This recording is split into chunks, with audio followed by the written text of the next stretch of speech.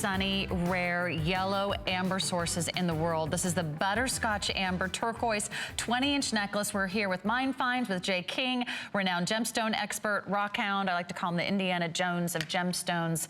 He goes into the caves, so we don't have to. We just got back from the jungle in the Yucatan Peninsula of Mexico, so we're not kidding when Jay King really says he goes to the ends of the earth to bring you the very best. And this amber is from? Okay, this is from Lithuania, but it's from the Baltic Sea. And they don't mine it, they dive for it, okay? Now... Okay, whoa. Because amber is an organic gemstone, but it's not a coral. Okay, it's not a coral. Fossilized tree resin, but right? they dive for it, believe it or not. And how they harvest this is this. You know, it's at the bottom of the Baltic Sea, right? And it's not, the sea is not comprised of amber, a whole sea of amber on the floor, but there are pockets of amber, and amber is lighter than water, you know, especially salt water. So our source on this, okay, what they do is they, you know, they used to be that they're having to dive deeper and deeper and deeper and deeper to be able to get the amber, but the divers actually go down. The deeper they go, the less bottom time they have.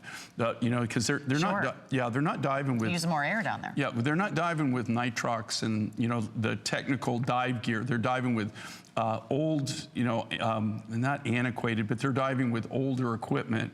So they don't have a lot of bottom time. So that we're seeing less and less amber from this source. It's a source I've been using for over 20 years.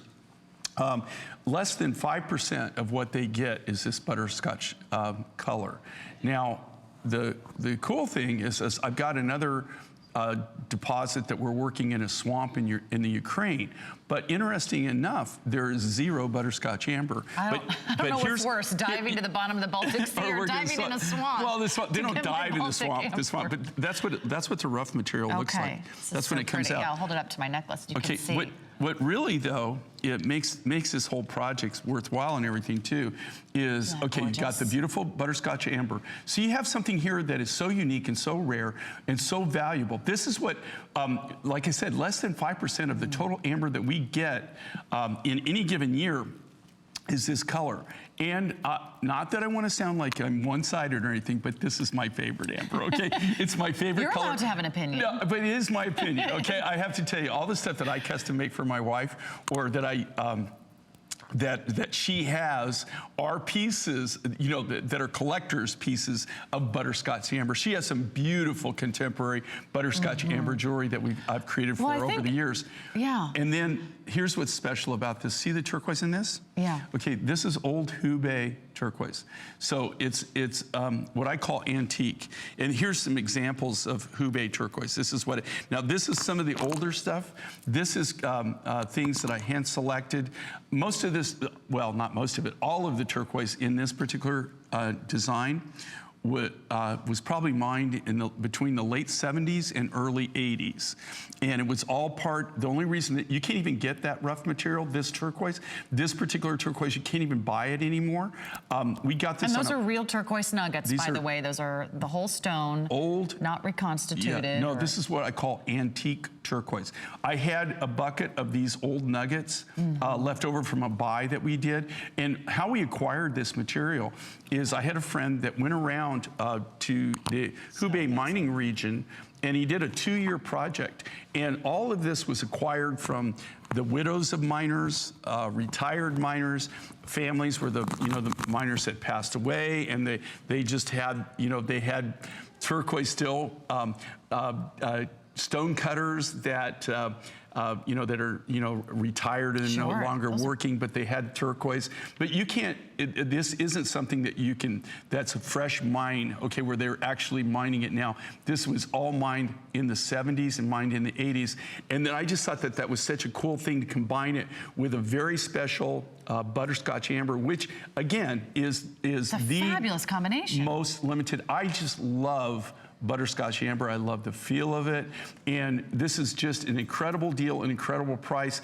And one of the few times that you'll ever see a necklace like this with the materials that are in it for below $100.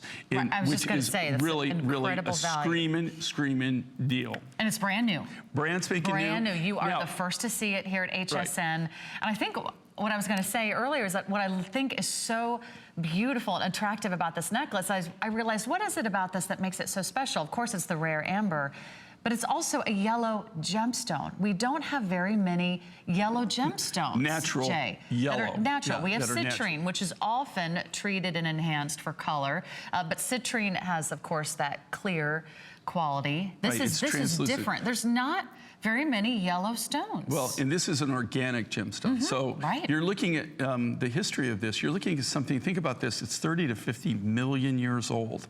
And in this case, we saved this. We actually kept it for this show, for this time of the day.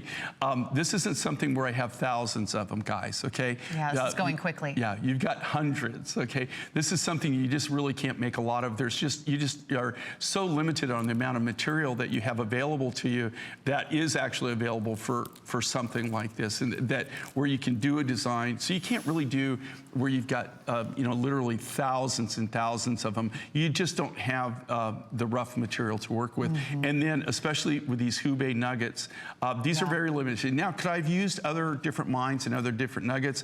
Absolutely.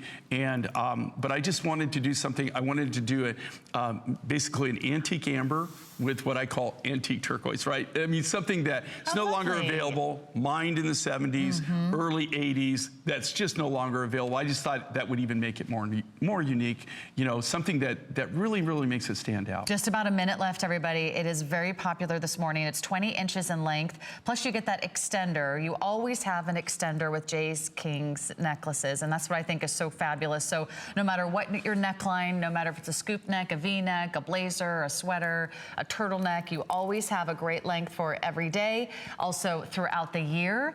If you don't own any yellow gemstone jewelry, then I think this is the perfect addition to your collection. There's something about yellow that makes you smile. There's a reason why smiley faces are yellow. It's a happy color. It's a positive color. It's the color of the sun. It's the color of a smile. It's the color of, a banana in the middle of the jungle. I mean, there's something that just is so warm and positive about that color yellow. And to know that amber has, together with the turquoise, you are wearing two of the most ancient gemstones that have been adorned by man for thousands and thousands of years. That's so cool too. It's your antique gemstones, but also the wonderful, rich tradition of wearing amber and turquoise go back to ancient times. Well, it's funny you should say that, because the history of this, do you realize that turquoise and amber, both at one time were traded as money? Yeah. Yeah, so you've got, if you ever get a chance to go to Europe, and go to the northern part of Europe, like you go to Scandinavian, or even go to the museums and stuff, I'll tell you one thing you'll see in amber, right? Or even in like Poland, a lot of the Russian type communities, you'll see these big donuts of amber in different sizes and different colors, right? Okay. And when I first started researching this and looking at this, I thought, okay, this is just adornment, right? It's just like beads, right? But they're massive. And they're like the size of a donut, or like the size of a small donut, right? They're heavy, but they're different colors of amber. They were actually different forms of currency, of money. So the bigger ones in this color were worth this much. The ones that were maybe smaller or whatever were worth this much. They were actually a form of currency. They were actually traded as money. Isn't that fascinating? I can tell you though, once you have a chance and the opportunity to own this piece, you will not trade it. You will not trade it for $94, and you won't trade it for the, approved price, the appraised price of $170. You will never want to let this go. When you have something like this in your collection that is so rare, that is so unusual, that is so exotic, to know that, even if you went online right now, you couldn't find anything like this if you tried. You are wearing really a one-of-a-kind piece.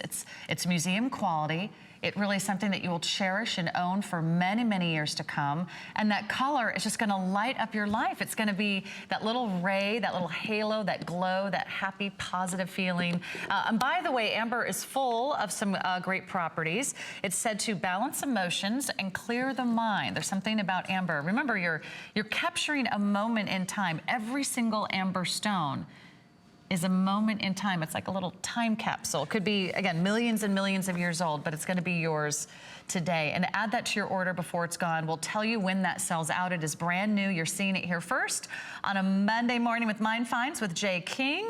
If you love that color combination, we have some earrings and we also have a